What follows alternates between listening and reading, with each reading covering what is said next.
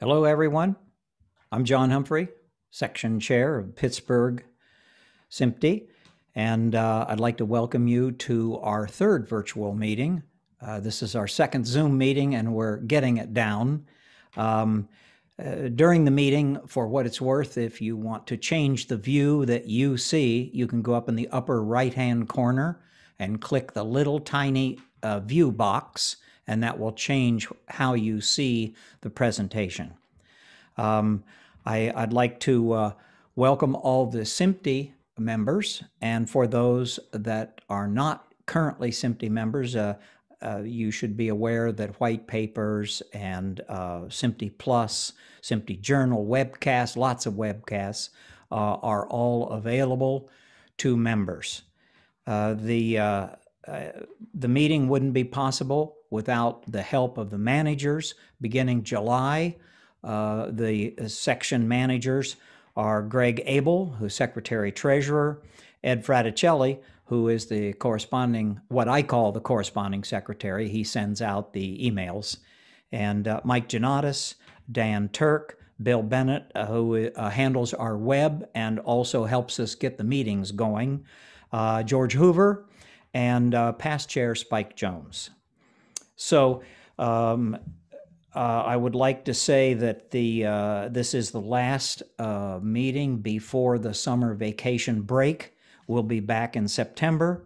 And now I'm going to turn it over to Ed Fraticelli, who will introduce our presenters tonight. We have a big turnout. This is going to be a good one. Ed?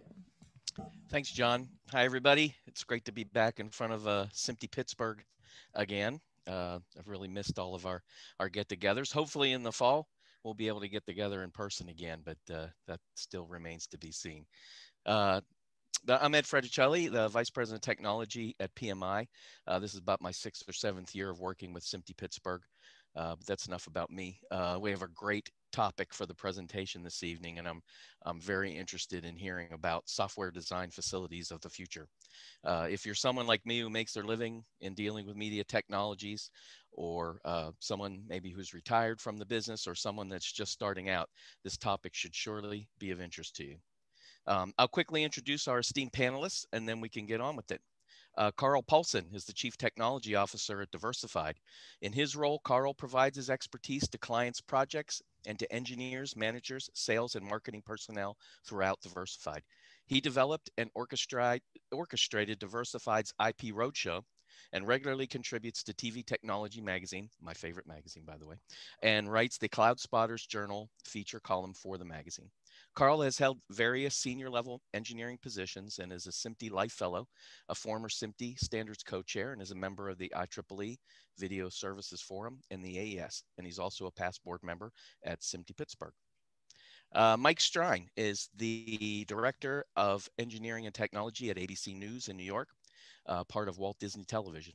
For the last 30 years, he has been at the forefront of just about every technical advancement that the ABC TV network has made. Mike has over 40 Disney Innovation Awards that have resulted in 22 U.S. patents, with several others in process.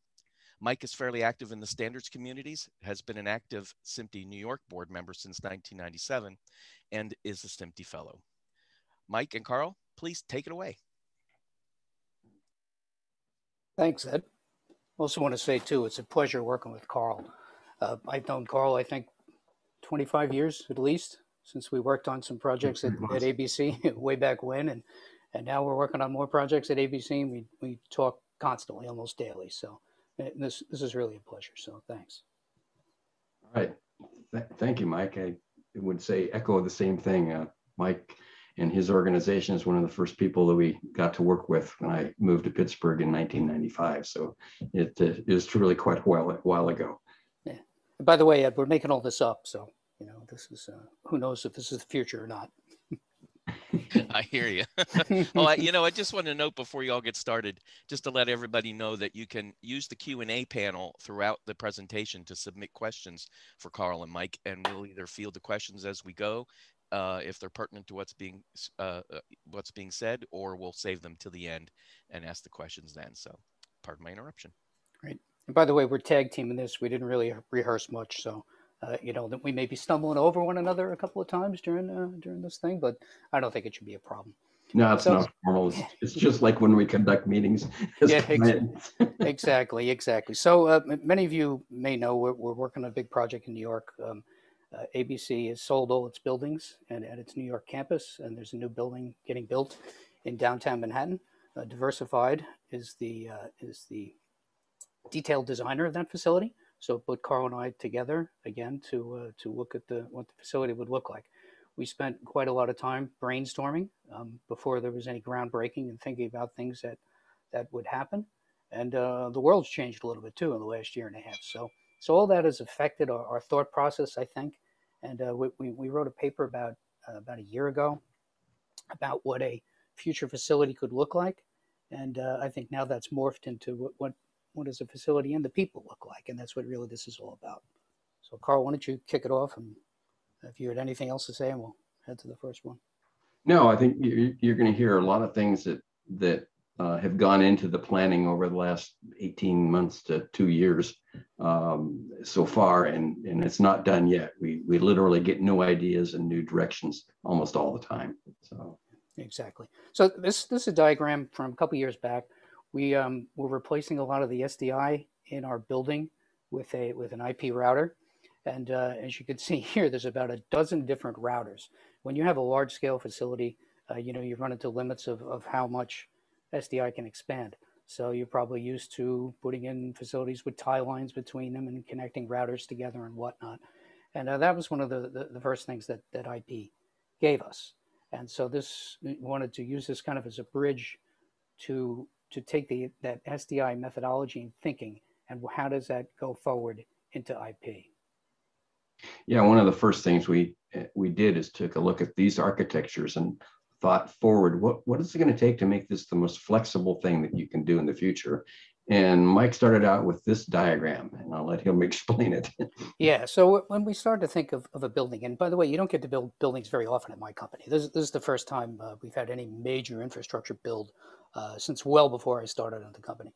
And probably the last one I'll be involved in. So we thought, what do you do? How do you make this as future-proof as you possibly can? So we came up with some concepts, and this is what morphed into a paper on what a facility of the future would look like if it was hybrid. In other words, you would have what portion you would have on-prem, what portion could you take off-prem, and that off-prem could be a colo or could be public cloud eventually. And you start to look at the layers. What's in this is now there's a 2110 fabric that exists within the facility because that's kind of defined and that's a known science. But coming out of the facility, it's not 2110, it's something else. And how do you get there? What do you do to get there? And you look at the layers. There are software layers that wrap around this. There's an orchestration layer, so you know where all these inputs and outputs are, whether they're in your building or out. There's a resource management layer that allows you to spin up these resources and work with those. And there's a security layer that wraps all around that. And if you think of these things as layers, these are software layers. And how do these layers talk to one another? How do the applications that exist down within these layers talk to one another? You get all this northbound, southbound, east and westbound traffic that has to happen. And that kind of came into this diagram, and that resulted in the paper that we thought about and came up with last year. And if you look at, what that winds up being, you need new things in that facility. So one of the first things you look at doing is how do you take the workflows that you have and create the workflows that you want, right? And how do those workflows adapt and change? So the last thing you want when you're going to build a new facility is put in something that come in a forklift, a couple of years later saying, oh, well, we're doing things different now. We have to add something else in. You want the flexibility. And a software-defined facility should enable that to create new workflows, to sustain the workflows that you have. And the people then are going to need new skill sets because this is a very different way of operating. And of course, there's a security layer that wraps around the whole thing here. You would have to be living in an igloo or something if you haven't heard about all the ransomware and all the other attacks that have happened, with media companies being the focus now. And, security for media companies, media is the asset, and that's exposed. And how do you do that? How do you wrap security around all that to make sure it's not? So those are, I think, a couple of the key points that we're going to talk about throughout this presentation today. So one of the things that we recognized fairly early on in this, and it really applies not to just the Galaxy facility itself and the project, but there's a lot of very immature workflows that are going on. And you could change that workflow to be immature cloud technology, immature software technology, immature development technologies. And we're going to go over several of these, and some of them will get touched on, some will get into detail. But take, for example, just the evolution of the SMPTE standard, the 2110 standard. Of course, it didn't start out that way. It was originally intended almost 15 years ago, probably, to be a technology to carry high bandwidth signals from a venue to a home port, or from a major facility center to an edge center, those sorts of things. Even some words that weren't even in existence at that time were well thought of. And by the time you parallel the things that have happened in 2110, the things that have happened in an NMOS environment, the things that have happened in from the recommendations practices. In fact, SMPTE right now is even evolving to make a series of recommended practices. Sometimes you wonder, maybe we should have done that first, but that wasn't the case. We are now looking at how do you measure these things. And when you go down and dig really deep into the measurement part of it, you find out maybe there were some mistakes that got made in 2110, but it's a maturing technology. And you just can't go back and scrap everything you've already done unless you're a software company that we probably know of and just say, no more DOS. We're going to get rid of that. But those are the sort of things that come up when you start this kind of planning. You have to be sure that what you build from the very beginning isn't going to hurt you later on down the road. But sometimes you don't have much choices. You just have to make the decision and move on with it. Yeah, and if I could add to that, 2110 was kind of sort of an SDI replacement of doing the same sorts of things, and with the mindset that it was inside a facility. Now, if you look at cloud workflows and whatnot, just think how much that's evolved just in the last year or two. I mean, there are groups now to get from the ground to cloud and cloud to ground, and just 2 years ago, we were wondering about this. AWS came up with some methodologies to do this, and now at the end of the month, there's a plug fest for people to do these sorts of things. So this is changing rapidly. Yeah, and of course, when you thought of an SDA replacement, you thought primarily of the plant. And now at this point, we're going, how many of these technologies that are in the plant can get ported into the cloud? One of the first things that one of the cloud suppliers did was look at the things that were core to the 2110 environment, such as UDP and PTP, neither of which worked in a cloud environment. Even multicast doesn't run the same phenomena, the same course of action. So that is changing. The cloud is changing almost as fast as the IT and IP technologies in the studios. Yeah, exactly. And what we're starting to put in now is not big iron anymore. We're putting in applications that are running on platforms. So that's really, this slide is talking to that. What the applications now are different. They're very software centric, and there are different people operating and running these things. So the operation, I mean, I can remember control rooms where, everything had to be completely dedicated interface, and and a mouse and a keyboard was considered, something that only IT used. That's not the case anymore. I mean, these are software applications being run by operators more and more and more. So some of the things that we're going to address here are how software is changing the actual operations. And one of the things that comes up is actually out of the software development or the DevOps domain, and that's called CI/CD, or continuous integration, continuous development. And this is a very critical and different way of approaching things from a conventional broadcast operations, because you're not going to have everything spun up at the same time. You're going to hope you get there and that you get a functional facility, but there are things that are going to happen that we're going to require a development chain. And this is kind of an example of what's involved in that development chain. Yeah.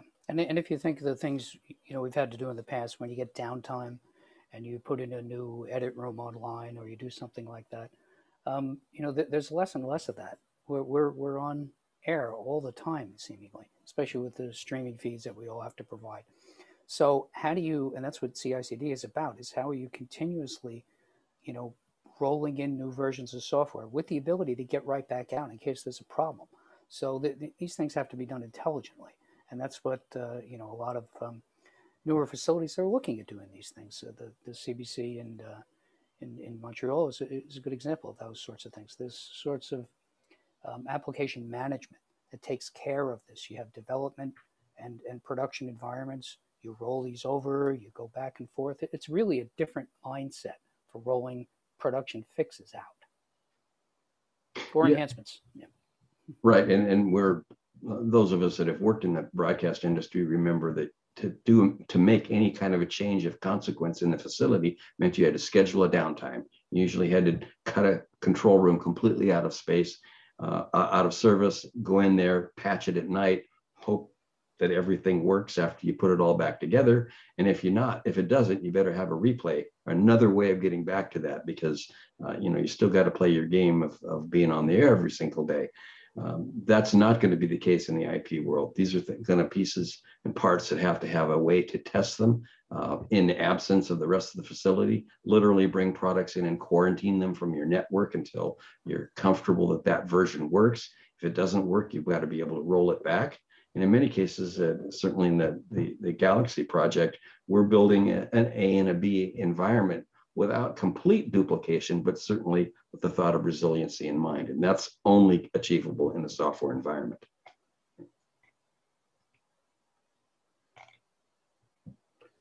So kind of a simplistic diagram here, but I think you get the point. The people operating in these environments change. This is not a tool-based operation anymore, where someone's going in and patching and getting out their greenie and woofing somebody in. This is now development. And the operators need completely new skill sets.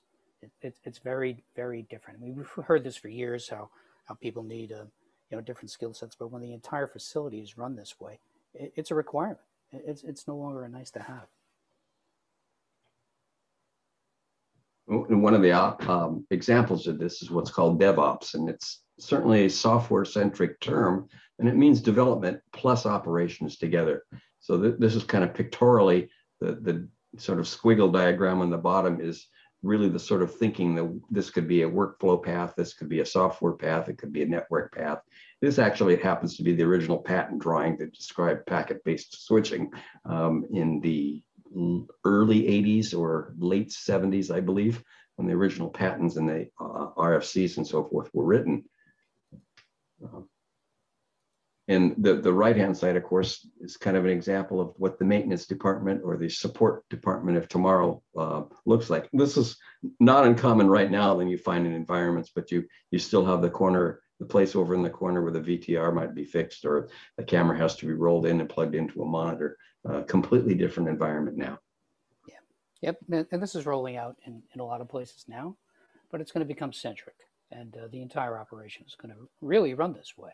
And it's going to be key for these folks to do this and to, like we said earlier, adapt to new workflows. What happens when you make changes?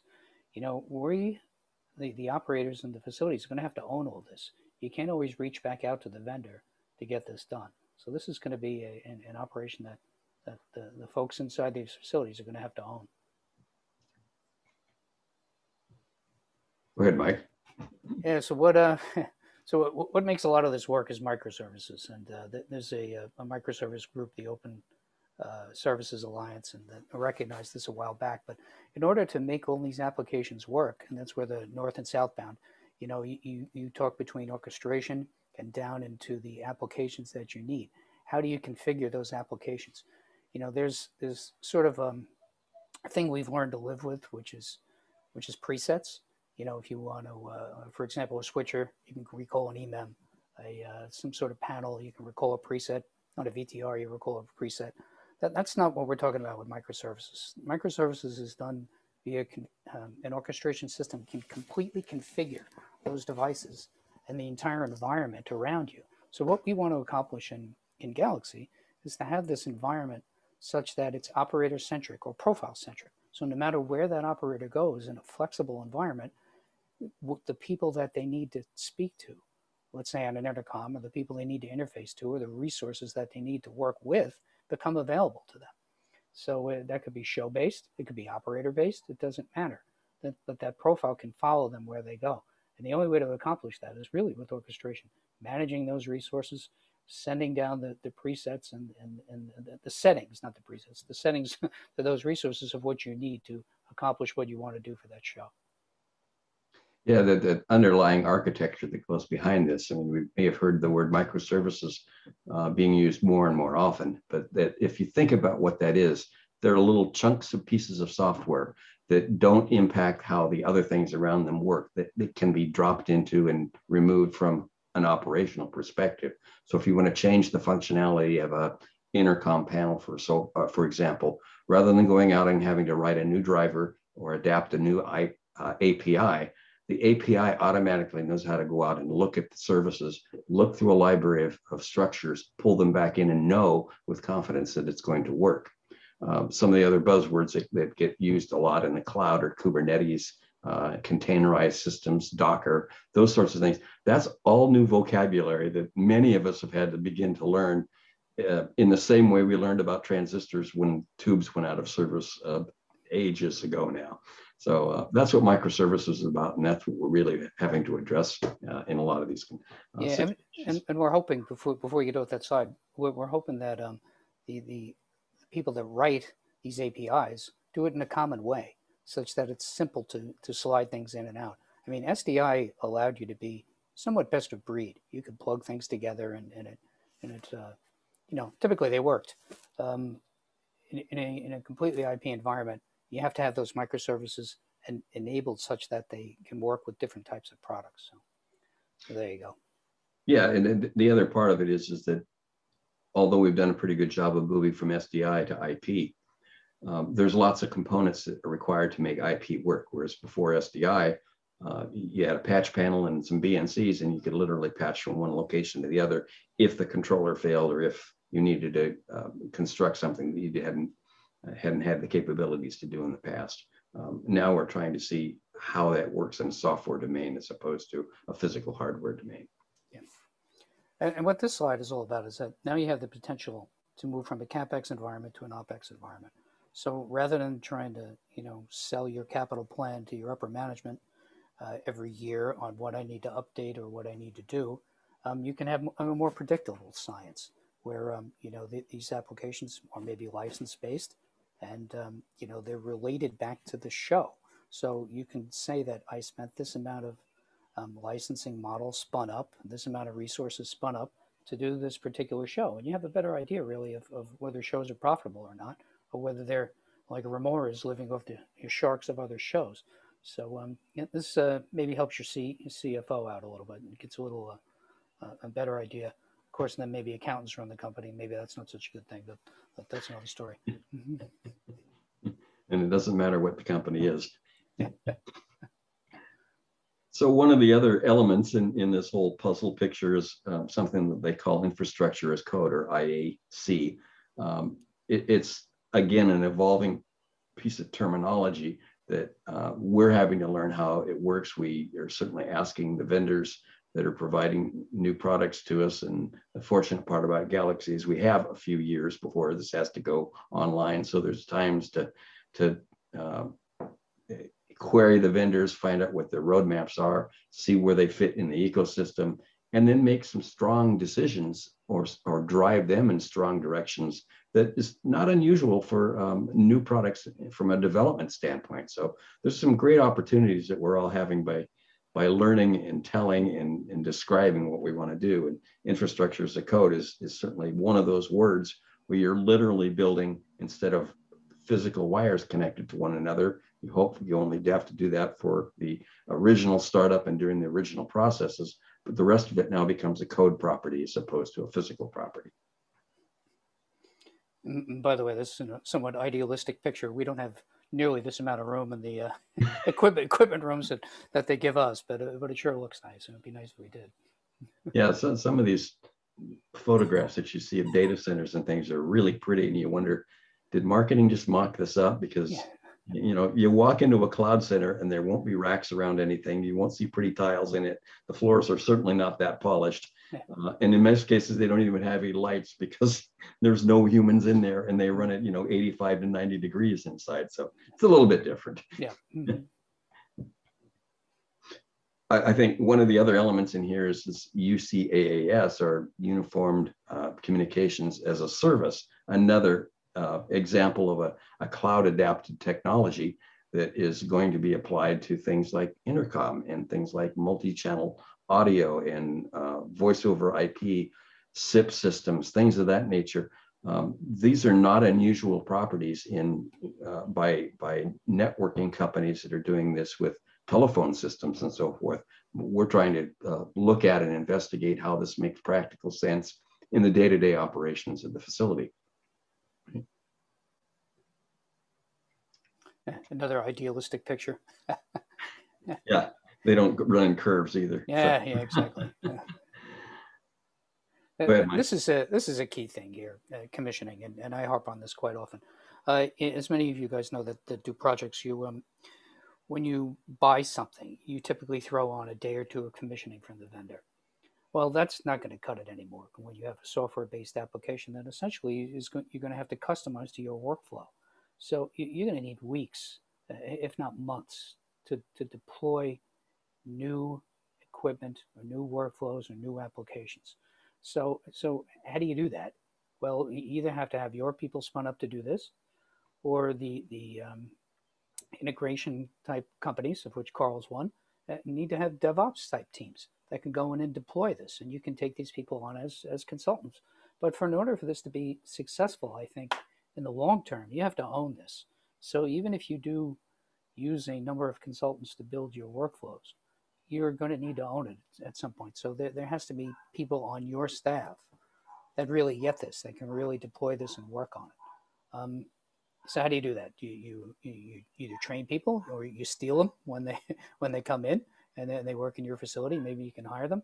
But these are what the new folks are, that you're going to need. These are people that understand DevOps. They understand all those terms that Karl was throwing around before, and they can deploy. They're proficient in those types of applications that you understand, building those workflows.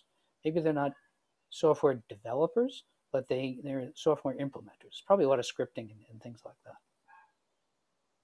Yeah, I kind of get a kick out of this because it really takes the old adage of a greenie screwdriver and taking them to a code sensitive person. And what this means for the future is that a whole level of training and a whole level of mindset that's somewhat different than certainly what we're doing today.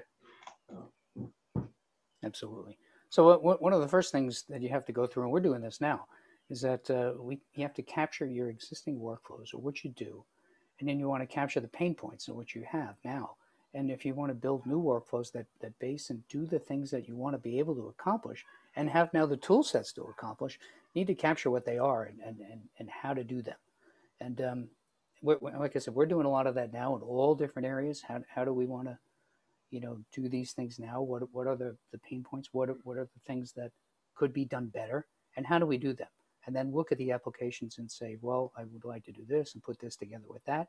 And that's what eventually you're going to pass off to this DevOps team, these people that are going to come in and commission and deploy what you buy. Yeah, to make the best use of what we used to call just shrink wrap software, or the software embedded in a particular product, means you have to think about what your workflows are. And sometimes this is painful. It's a challenging task. I think that the workflow tasks that we've itemized so far are well in excess of 8,000 lines of Excel spreadsheet that have things like the dependencies between one system and another, and the making of one single change in one might have a ripple effect that impacts 10 other things. And so even take something as simple as an editing platform that has its own sets of constraints, but how you use it in one environment versus another environment. For example, what do you do with live and breaking news versus programs that are being edited down or cut down for other purposes? And then there's the repurposing for the web or for OTT. All of those things are now becoming challenges that you first have to document, because you just can't throw things at the wall and see what sticks anymore. You really have to think through this, and that's kind of what this is.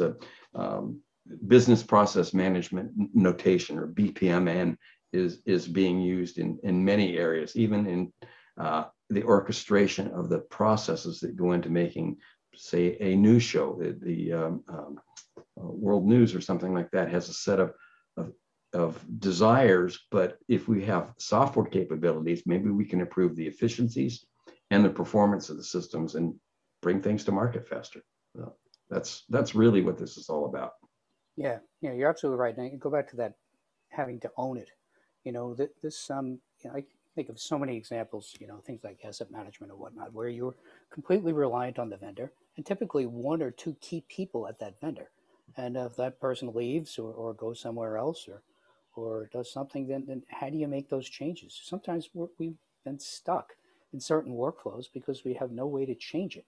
The application or the big iron hardware, whatever it was, we have no way to change what we were doing, and we just continue to go through that same workflow for years until we can put something else new that can adapt. It also changes and certainly impacts us as a provider of services and a provider of hardware and software. It changes how that purchase order gets written. It changes the requirements and expectations. You're never going to necessarily own the code that got developed by a manufacturer, but you better know that you've got the flexibility to modify that and know what its roadmap is and how to deal with it in the future. Completely different things.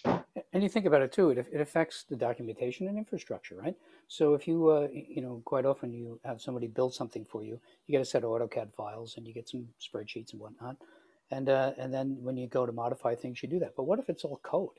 It's not the same anymore. What if it's all IP and switches? Who cares what port it's connected to? That AutoCAD diagram doesn't really help you very much. It's more, what's the active management of where the signals are flowing. And so they're new tools, and they're new diagnosis tools, and there are all sorts of new things that you need to completely consider. Right, and those tools are the signal flows in the system now are very dynamic. There's literally processes that are done in the background to be sure that you have the proper bandwidth and a way to get out of that should one of those signals fail. Where are you going to put it? This isn't go to a patch panel and pull a patch out anymore. And it's unlikely that you're going to go to a CLI interface on a computer screen and just start retyping in IP code. There's going to be orchestration processes and automation processes that'll make those decisions, or at least think of the decisions, and then the human could go make the decision that, yeah, we want to use that path versus the other path. So, and believe me, none of us involved in this have all the answers. We're learning about this every single day. That's what I said. We're making all this up. As we go. yeah, exactly. Yeah.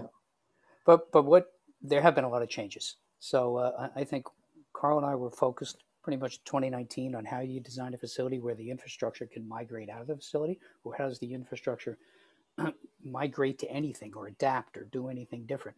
Well, then COVID came along, and suddenly the people had to come out, right? So this was something no one's planned for. And I think as this is, evolved, we've had some tremendous gains I don't think we were ever going to look at before. And if you just run through a couple of these slides, Karl's is the TD here. But, one of the first things is that, we had to have social distancing, right? So people had to get out of control rooms. Well, what did this happen? What happened here? Well, suddenly you realize that if anyone who's ever been in a control room, there's a lot of ego in there. All that ego doesn't need to be in there anymore. They can go somewhere else, and they don't all have to pile into the control room, and stuff will still work. You need maybe a couple of key people, or you can remote in, as some facilities have done, but not everybody needs to pile in there and do it. You click to the next one. But we had operators, and these are some examples of what some of our people have done from home, have built tremendous environments in their basements. If you look on the left one there's an old cabinet type TV on the bottom that they use as a table. But they've created environments where they can create now. And the one on the right is probably a pretty tiny apartment or townhouse, and they squeezed it in there. And right there's a couple more stairs. Yeah, exactly. Yeah. There's a couple more examples. We can just move through these pretty quickly. And by the way, there's no truth to the rumor. We select shows with a cat, but cats are in these environments. And just a couple more examples of people working from home. Go to the next one. We typically outlaw food in control rooms, but at home you can have food because you're probably working all the time. So you can pile that up on top there too. saying, go to the next one. And, and we're all doing Zoom meetings. If you look on the left, they're actually in the middle of a Zoom meeting while they were set up and doing an edit session. So you can see that there. And, who didn't try and adjust lighting a little bit so that, you created a little bit better mood lighting at home. And if you go to the next one, this is something I think everybody did. Typically you have a laptop, right? What'd you do with your laptop? Well, you sat on your lap with it, right? Or you put it on the table. Well, all of a sudden when you had to work 8 hours a day, that wasn't good enough. So you propped it up on a couple books, you got another monitor, you got something to hold your phone up with, you got another mouse and keyboard, because, working on top of a laptop just killed your neck after a long time. So I think we've learned to create environments that are now out of the building. And if you take a look at what the traditional edit suite looks like, do we need these anymore? We've operated now in different environments. Forget about the tape machines and the other stuff that's there. Just think about the applications in the edit environments now. What do we need? Do we still need to be a little bit different? And one of the things we're pursuing now is that we've created these home environments. What does the next home environment look like? And if you go to the next slide, the home environment potentially of the future looks something like this. And maybe it's the same environment in the building. So the operator can have the same experience whether they're home or whether they're in the building.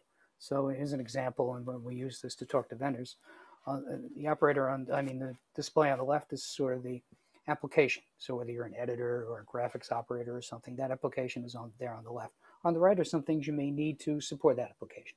Maybe your intercom panel, your router to dial up some sources, your multi-viewer, and these things flow back to you. And those settings are orchestrated such that when you log in or you do whatever it is so that it recognizes you, that information gets preloaded. And whether I'm home, whether I go into the building, this sort of interface is now presented to me. So this is what I think one of the concepts that we want to espouse in our new facility, and what I think a future facility would sort of look like this. We're supposed to be an agile, environment in this new place. There's not a lot of dedicated space for people. This now gives the environment that can be very flexible. And if you go to the next slide, how do you do that? Typically you can do that with in a secure way. You do that with a single sign-on, and there's authentication here. So this is true, secure environments.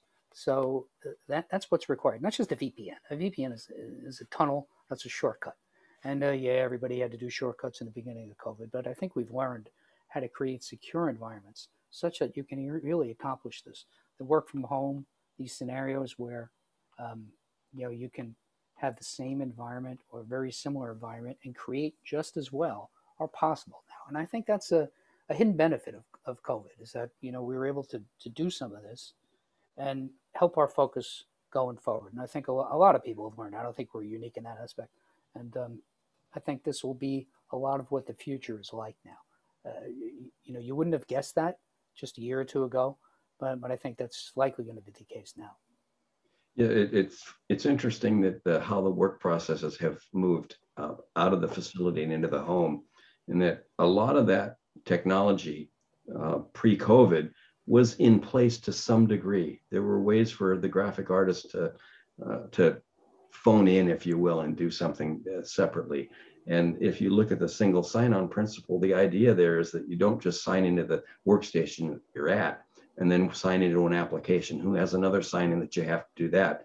Those that work in the Office 365 or the D365 type of environments know how many times they have to authenticate themselves over and over again. Well, that's a time suck to not even have to do it, but it's also a management headache. So one of the ideas here is you sign in once, your credentials are figured out, and all the way into the automation system, the setups inside the control room, so the setups in front of your VDI panels are sort of already pre-done based upon what your needs are. And if you need to change them, you modify them, or you make a request to modify them if it's a more secure environment, and it stays that way.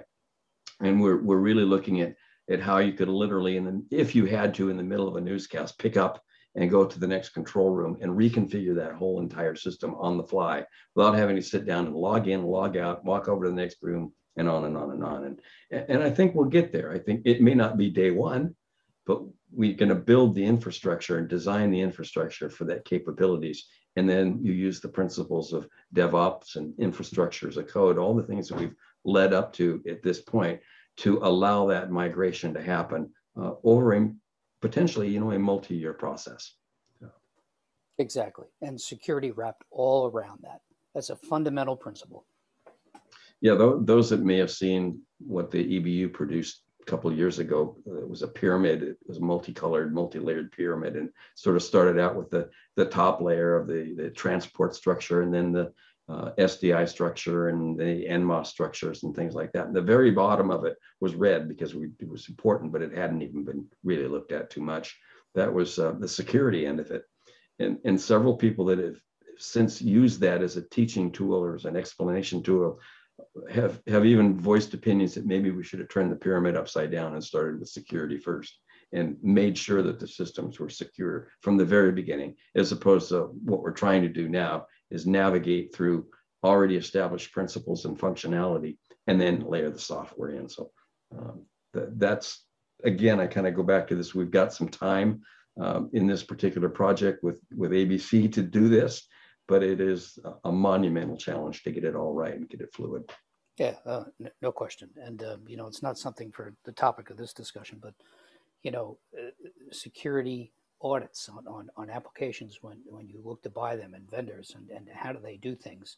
And, some people bury passwords built in and, they're crazy shortcuts that people take because they really consider it to be an issue. And these are things you need to concern yourself with. And but security, we'll save that for another meeting. So one of the key things that I think we wanted to focus on and how to make this happen and create an environment where we could try this out. We were lucky enough with Galaxy to have a few years to think about this.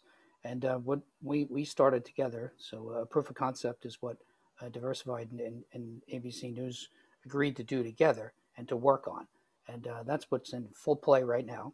And we started that planning for it just about the time COVID started. We planned all through it, and now we're in the middle of working on it. So we'll give you a couple slides on what's it all about.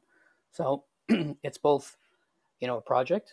It's a big project. We'll talk about that in a minute, but it's also a facility. We built a facility. We essentially scrapped our old HD lab that was in New York, and took all the old equipment out. It was very painful for me to get rid of all that stuff from 25 years ago that I spent a god awful amount of money buying and, kept as like a museum pieces. Some pieces I did give to Jay Ballard at the museum up there, but, I had to get rid of all that and start thinking differently. And that's what we did. And, we took this on as a major project between both Diversified and ABC. Carl, you want to add anything to this? We'll go to the next. Yeah, there's a lot of diagrams in here that they actually do have meaning. And the one on the far right, the equal sign, is really the elements of the POC. It is the critical thinking about this. A lot of people think of POC as you bring in it like a shootout might have been in the old days. But this is not about a shootout. We've literally done the homework by interviewing dozens of vendors for different principles, sometimes the same vendor for 3 different or 4 different applications. And we'll show you how that gets layered out in a little bit, a couple more slides, I think. But it's thinking about it. It's the facts of the system. It's analysis of their presentation, whether it fits in, whether it's the right product for us. What kind of problems are you trying to solve with those things? And that sort of backs up, like any mathematical equation, there's a balancing act. Some of the things meet 75% of the requirements. Some of them only meet 25%. So you've got to balance the capabilities against all of the statistics and all of the capabilities of that product, which is sort of the bullseye and the chart there. So there really is, you look at this and you sort of, what is this supposed to mean? Well, this was really the architectural description of what the POC is. So in addition to the balancing act of determining the products, we had another little challenge, and that was the detailed design. Yeah. Really couldn't go much further beyond a high-level conceptual design, like how many control rooms and how many camera shading positions and things like that. Couldn't go too much further with that until we orchestrated this POC. That we came up with some radicalized in some cases, decisions that ended up in an entire architecture that we're moving from the POC, which is a parallel but different set of requirements and engineers and people actually to orchestrate the POC and then deliver the results and findings of that to the detailed design team. Yeah, and if you think what was unique about, or what is unique about our Galaxy project is that it's in New York. And a lot of times people get to build facilities, they get an 18-month, 2-year project cycle. You know, you come in, you do a little construction, you start building. In New York, it takes a lot longer to build things. So we started this 2019, move-in date is 2024. So we're thinking, how are we going to pick these fundamental, foundational architecture, and infrastructure decisions 4 years before we move in? How are we going to do this? And so what we did was, the first thing we did was create this playbook, and Karl and I and a couple of the folks focused on this thing. And this thing was not a joke. I mean, we called it a playbook, and it sounds, it sounds like something that, a football team would do. But we took a whole bunch of foundational items, and we split them up into topics, and we'll go through those. And we developed a plan for how to address each one of those and make an intelligent, informed decision about each part of that technical infrastructure. I don't know if we're going to make all the right decisions, but I know they're going to be informed and analyzed anyway. So, yeah, and essentially that infrastructure is how we layer all those workflows, and we'll go into what that is. But there's a lot of different pieces to this, and when you see this, these are the foundational pieces on how you make these, how you build this sort of stuff. So what we divided, and Karl can give you some more details because he did all these mind map things on the right, but we picked out these 9 what we call topics, and one at the top is probably the most key. It's the core switch architecture. How do you route everything, all these signals? And number 2 kind of is, what's the SDN that wraps around that? What's the broadcast control mechanism that goes all around that sort of thing? And as you move down through these, you audio and communications. Communications is not just intercom, it's telephony and everything that wraps in together because it's one IP system. And you move down, and we got into 8 and 9, and how do we move to a colo and how do we move to a cloud? Well, we kind of, I don't want to say we punted on that, but we pushed that off a little bit. That's more of a 2023 thing. But for any of you who haven't seen MindMapper, Karl's like an artist in MindMapper. And there's only one other person I know that uses this. That's Brad Gilmer, Amwa. He uses all this as well. But what a great way of generating and building ideas and concepts and wrapping them together. And Karl, why don't you talk about that for a minute? Yeah, this is a product from a company called MindJet. They make 2 or 3 little projects, but the most familiar one is MindMap, and it's really a brainstorm tool, and it's exactly how this was orchestrated. So if you look on the left-hand side of the center diagram there, where it says top-level system categories, those are what you see itemized on the left, and every one of those is a set of buried, expandable pieces that when you click on it, and by the way, this runs in an HTML environment as well as a regular application, so I could send this out as just a link and it would produce itself in an HTML environment and you could look at it and read it. But every one of these topics for the top level one, the core media switch architecture, dealt with things like spine and leaf or monolithic, and then look at the capabilities of the particular vendors. By the way, there aren't necessarily any vendors in here, but we certainly took what we knew about the vendors and buried it into capabilities and performance. And from this document, or from this mind map, became how the chapters in the playbook, all 100 pages of it or so, got developed. And then you can see the little dotted line from one to another. That's a connection point or a dependency point. Every one of those could carry, every one of the little bubbles there could carry a document, for example, a PDF or a Word document that we could put in there if this was a long-term software development system. But we're now using it as a roadmap or a guideline, if you will. So that the far one, the blown up one, kind of is about the easiest one you could read. And by the way, there's I would bet over 500 different little bubbles that you see on the far right-hand side.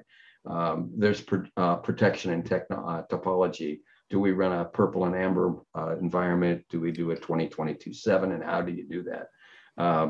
And the difference between, of course, a purple, or sometimes called amber, network versus a red and blue redundant network. So, and what's active monitoring mean? And scalability, you see the little icon next to the word, to the scalability, that's actually a document that you can pop open, and you can say, manufacturer A has this scalability and manufacturer B has this scalability. So these are all just thought process tools that we use to develop what became the POC. And then it went out through its normal processes of RFP solicitation, and then a vendor was picked to work on this in parallel with the detailed design development. So. Yeah, we did that thing in about a 6-8 week sprint. Yeah. And, you know, I would throw out, and altogether we'd throw out all these ideas that we really wanted to prove or to know or to understand if we could do or not. And Karl would take all those and mind map them as we were going, which was kind of fun. And so, then write all the text to go with it. Yeah. Which had to go through purchasing and you know, people making sure the I's were dotted and the T, all that stuff. Yeah, that's a whole other part of that. It's kind of, that was the drag part of it. What we're talking about, here's the fun part. So this all fits into a schedule, and this is the big, what we call the big picture. When we move into 2024, if you move it back from there, you see when the tech build has to happen, you know, you have to shadow, you have to, you know, operate in your existing facility, move to a new facility, and then you start to look at 2021. And that's where we wanted to get this POC done, where we could have these deliverables, and these deliverables would go to the design team, the detailed design team, of what we felt these core infrastructure items could be.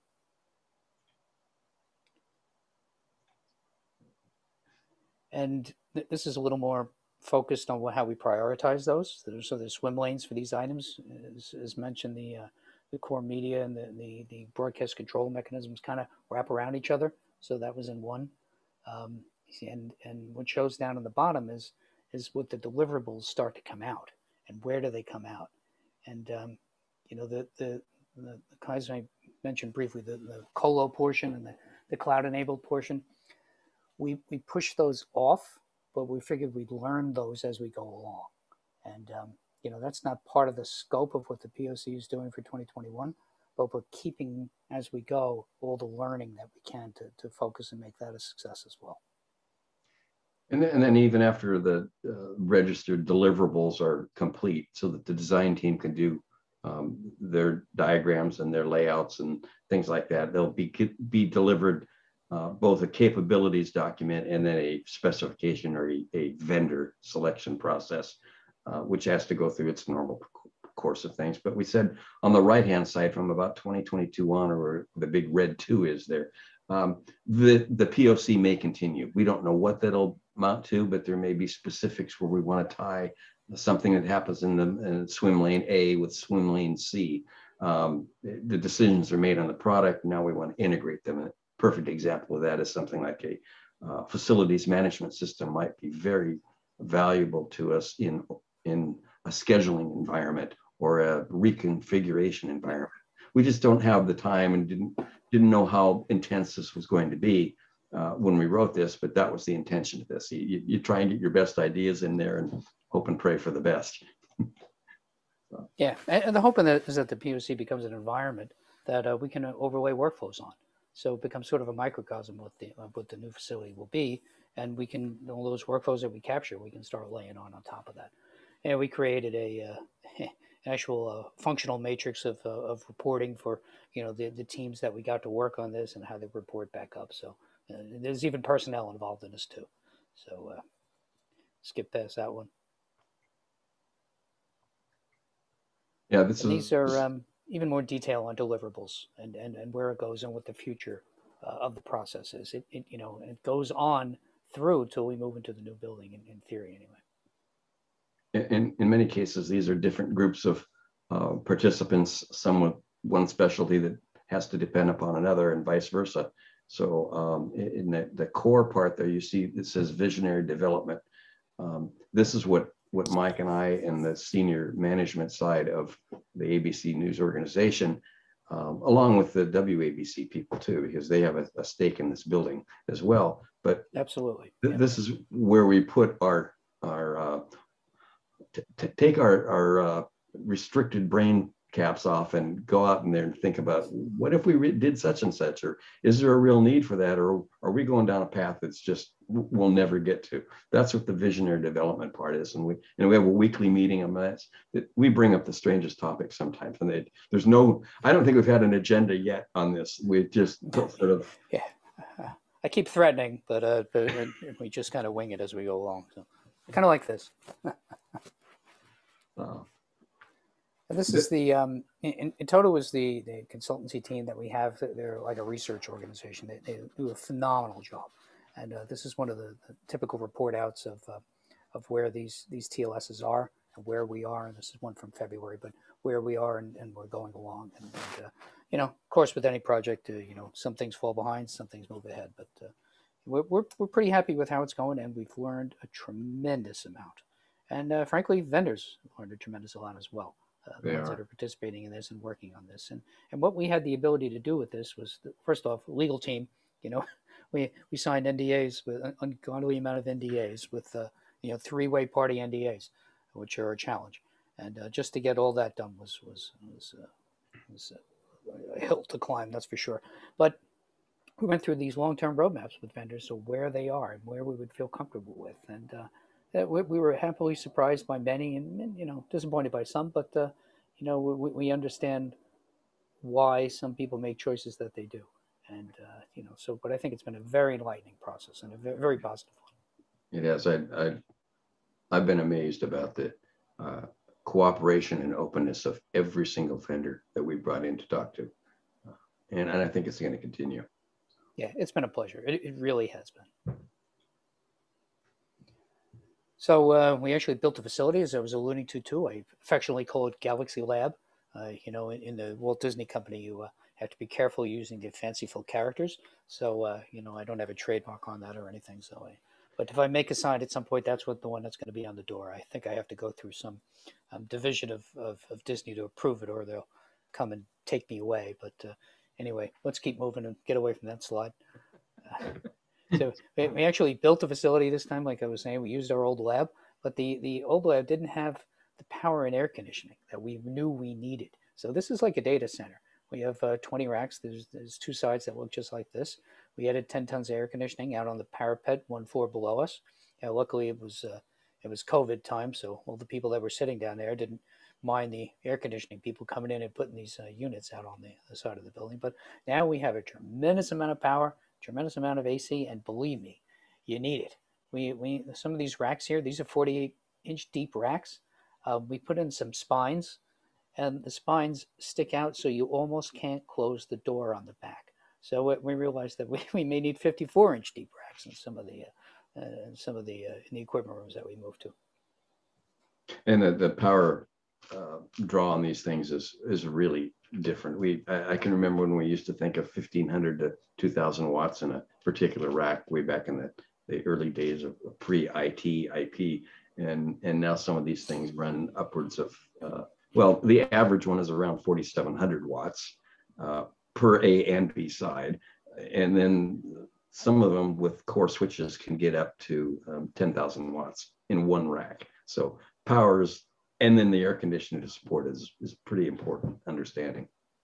Yeah, we had double sets of PDUs on each side of the rack. And, you know, we waited to put them all in until the equipment came in because, well, you know, how deep is it going to be on one side and whatnot? It doesn't matter. It goes all the way to the back. So some of the outlets get covered by the gear anyway. So nothing you can do about that. And so this is the end game. You know, this is what some artist conception of what the facility will look like. This is Galaxy. This is in the future, 2024. That's where the footprint of the building will be. You go to the next one. There's a couple of gratuitous, you know, publicity photos here. You know, in New York, you have to do some very unique things in order to get a deal with the city. 50% of the first floor has to be retail, so there will be stores and bars and a gym or something. I have no idea what's going to be in there, but these are other challenges you have to work with. You know, we'll some of it's underground and some of it's above ground, and you have to go through a public area to get between the two. And another thing is that Con Ed needed 3 substations put in this building. So on the second floor there are 3 Con Ed substations on both sides of the building. This is on the corner. Well, it's on Varick, Springer, Hudson Streets in Manhattan. The number 1 train is on one side. The letter trains, the C train, is on the other side, and on the far side is the pump room for the Holland Tunnel. So it's not only RF hell, it's electromagnetic hell. There's all sorts of you know, influencing things around there. Plus, you can't go very deep, so the entire building is floating. So there's a shell, and then you know, the whole building floats within it. And some of the floors are going to be covered in mu metal. There's an actual picture of I think this is from February. Yeah, so there's actually something going up. It's an entire city block. It's 1 million square feet. So this is a significant construction. And I think we got one more recent one. Yeah, here's one from a building above. So it's moving along. Is it completely on time? I don't know. I hope so. They were able to work a lot during COVID. So this is moving along.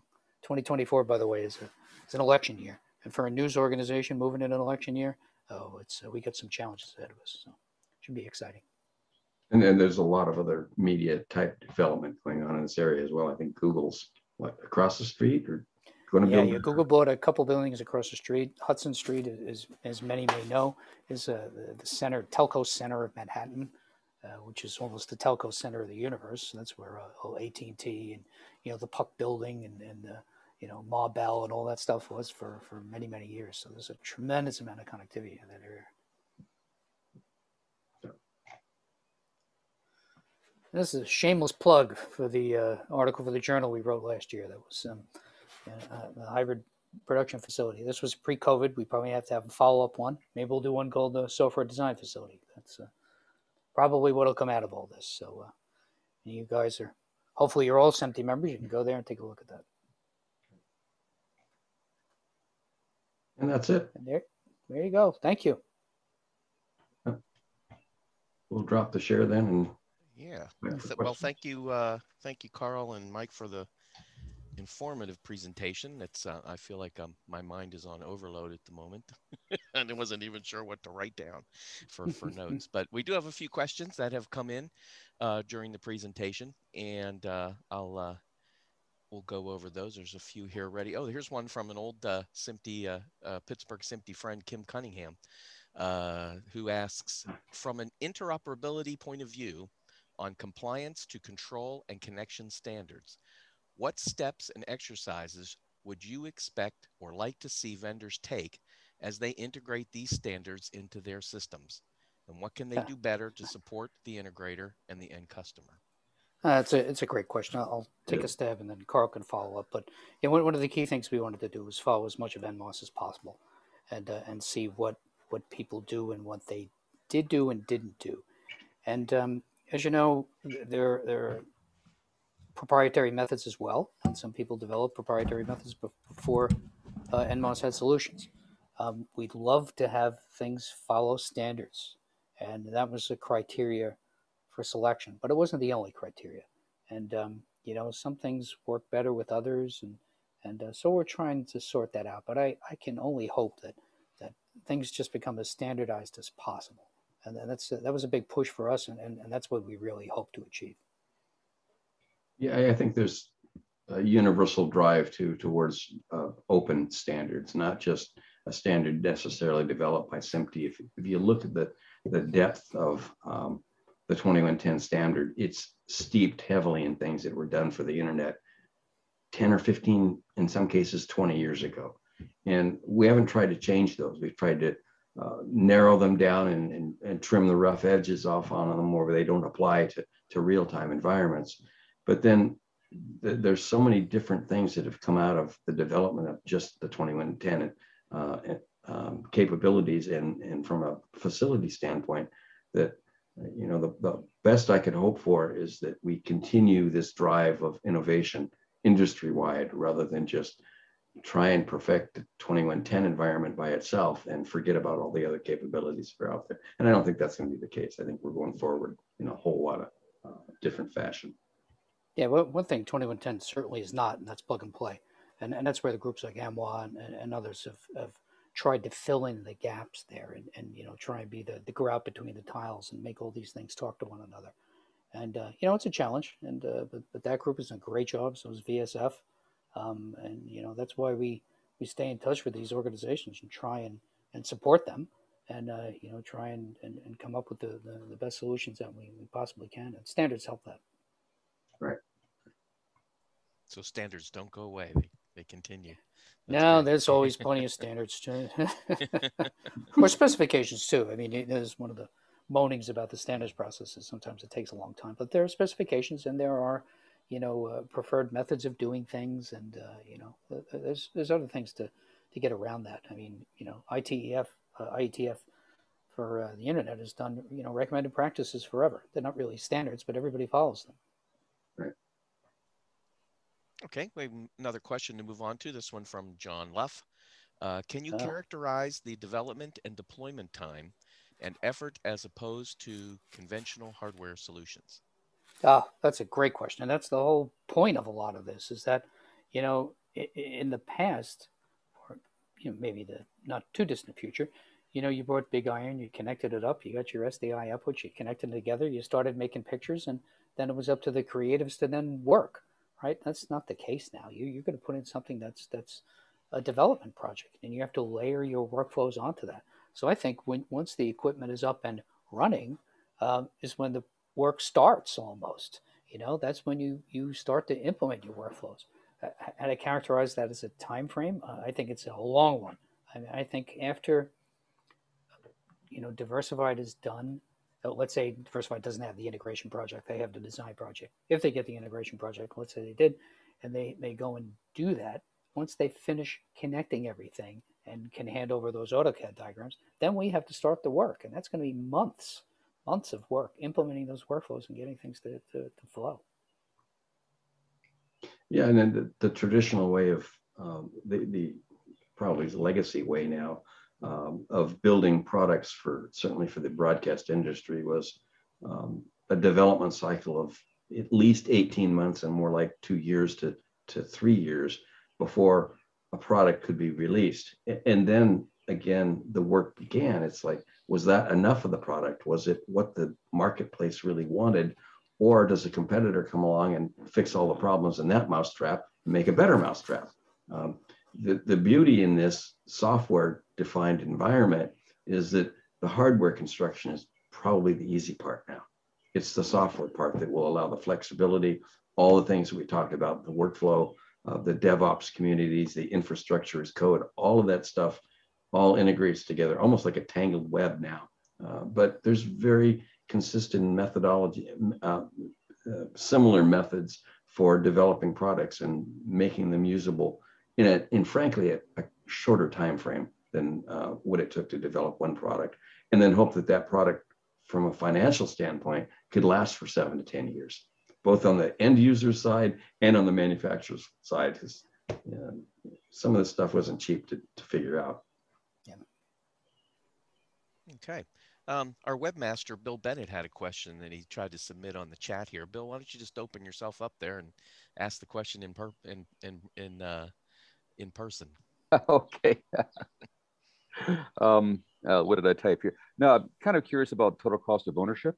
When you talk about maybe throwing a patch or cutting something over on a on a venue distribution frame or whatever you might call it for audio video signals, that's a quick fix. But in a routing environment, that may require some software development or maybe logic to implement routes later or virtual routes later. I mean, is the total cost of ownership a little bit bigger in a purely software defined environment in the future than it is today in a more physical baseband kind of infrastructure? I don't know if it's bigger. It's different. It's more OpEx. You're paying for licenses. You may be paying yearly licenses. You may be going to be paying maintenance. Much different than it was in Big Iron. You're certainly not going to amortize your CapEx over 10 years or 12 years anymore.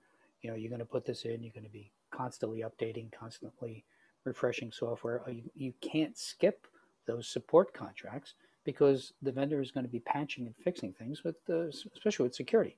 So you're going to have to keep on all that. What I think it may be is more predictable, such that you know what your contracts are and you know what your contracts will be going forward and what your licensing is. And, if that has to bubble, and one of the, the benefits of the cloud or an infrastructure like this is that if, we've always built for peak.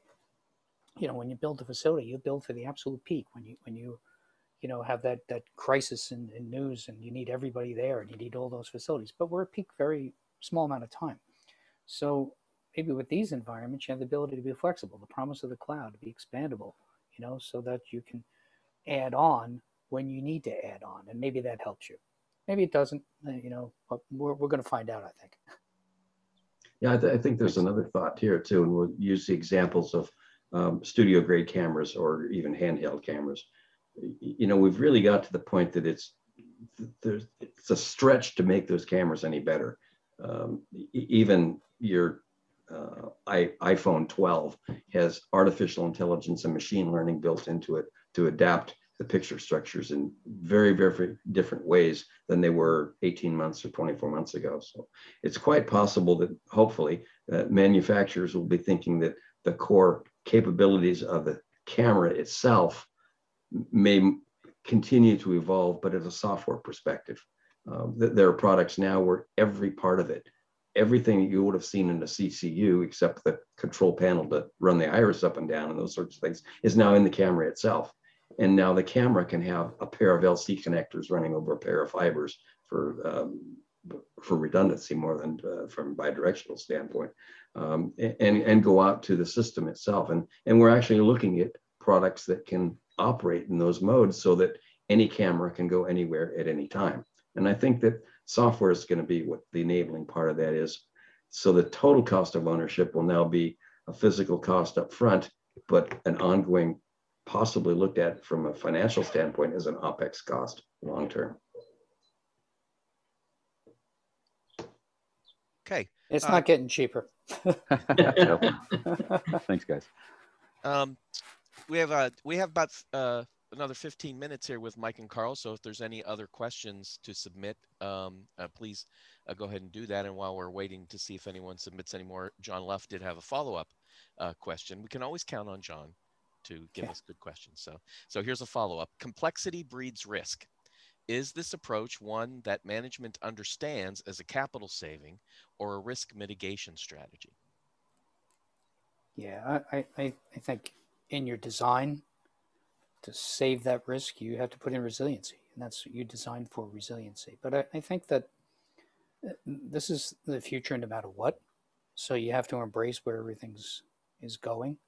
And the potential to be in a you use the word COTS a little bit too often, it's overused, but the to be in an environment that rides on the tails of this sort of industry and to be in a flexible, expandable environment. I mean, the underlying infrastructures that create the cloud and create these are what the next, utility is. You buy, for broadcasters, you buy power from Con Ed or whatever, but you always have a generator to back yourself up. So you maybe buy infrastructure, at peak times when you need it, but you always back yourself up. So I think the resiliency models are different. The backup models are different, but you always have that broadcast mentality and how to protect everything because the media is the only asset that we have. So I don't know if that answered the question, but yeah, you have to take all that into account and manage the risk and just think risk in terms of security. We started in IP and a number of years ago, but we air gapped everything. We didn't connect it up, and then when we started connecting it up to outside post houses and whatnot, we immediately had problems because we never patched anything or did anything. So now you have to. There's a different mindset, a continuous. That's CI/CD. That's a continuous patching, continuous upgrade, continuous deployment. Yeah, I think too. There's this ongoing perspective of the cloud's going to solve all the problems in the world. And we as an integration company or a design development type of company are obviously looking at that. It's a new learning curve for us. It's a new personnel curve because the sale of hardware is not a continuing, ongoing part of the business for the long term. It's going to be the service and support of entities that want to employ us to do other things like that. So, one of the things we look at in the cloud is, what is the total cost of ownership? To go back to Bill Bennett's question, is it's different for every structure and every capability that's put in the cloud, depending upon how the actual owner uses it. And there's some of that thought process is going into Galaxy is, does it make sense to leverage the cloud? Is it your own private cloud that you build? And we are going to go down that path, I think, once the POC gets to the point that we can make valid choices in the selection of the vendors and so forth in it. But it's going to have to be looked at from a cloud mentality, because really that's how the software is going to continue to get developed. So there's all sorts of ongoing curves here that we have to deal with that we haven't had to deal with over the course of the last 10 years. Okay. Well, here's a question from myself. What would be some of the ways, some good ways that we can get our feet wet with this kind of thinking, this kind of technology? People that already work in the industry and already have, are working in facilities, maybe this is the way we want to start to go. So what's some good ways to kind of try it on, I guess? Wow, that's a question. But what I have told some consultant groups that, I do think the future of integrators is a section of their company that becomes DevOps, that they can deploy those people. And what I told them is, and there's a lot of that now, but these are for like OTT deployments and whatnot. And, I kind of tell them, don't look at that, look at production, look at these vendors, learn about what these applications are. And, maybe these folks have classes or they have YouTube videos on how they deploy things, and look at existing deployments. If you can get in to see any of these facilities that have been built in the past few years, what the people have done, learn as much as you can. If there's presentations like this one, listen to what people were doing. I don't know, Karl, you got any thoughts on that too? Or? Well, you like to say that education is key to this. There's foundational things you have to understand, but there's an ongoing educational process. And how you get that is variable. I mean, you can belong to memberships and organizations and attend their meetings. If you jump into it after it's been going on for a couple of years, you may be completely lost. But a year later, you'll catch up with it. You'll figure that part of it out. There's lots of good webinars and seminars and things going on around. SMPTE has really expanded its learning capabilities and it is getting in tune with the needs of the future. But other than that, it's what you want to make out of it with your own effort. Nobody's going to lead you to the stream and make you drink. You're going to have to do it yourself. I looked in the chat room. It seems Chuck Deal wants to know how much all this work cuts into your ski time. It does. It cut into the ski time, big time. I'm glad you saw that and addressed it directly, so I didn't have to pass that one along. All right. Well, it looks like we've exhausted most of the questions that we have so far. So just to give you a quick opportunity, any closing thoughts, anything you want to leave us with, and then we'll toss it back to John Humphrey, who will close us out. Well, I hope this was entertaining, I think, if nothing else. Go ahead, Mike. Yeah, no, I think hopefully you got an idea of the scope of this project. It's an enormous project, and there's a lot riding on it, and we're trying to do it as intelligently and as future thinking as we possibly can. And I hope that came across. The whole concept of this POC and the work that went into doing it. This is a significant investment on behalf of the Walt Disney Company to do this, to commit to this. And the budget of this facility is enormous. And, to take a chunk of that and build a POC and try and make these decisions intelligently was a commitment on their part. And, so it's serious. And, there's a lot of work that's really going into this. And it's a pleasure to work with both the Diversified team and Karl in particular to do this. It's, it's a lot of work, but it's fun too. I hope that came across. Oh, I appreciate that. It really brings me back to sort of the first project I worked on with you, which is putting 720p on the planet. I mean, there's a vision. Yeah. Yeah. And that's what that lab was. That lab was about creating 720p, which didn't really exist. So it's good to see it has a second life. It does. Thanks, Okay, well, thank you very much, Karl and Mike, for your time. And we look forward to hearing more about the project as it goes on for the next few years. And maybe we'll all get invited to the grand opening in 2024. We'll see. One can hope. John, you want to close us out?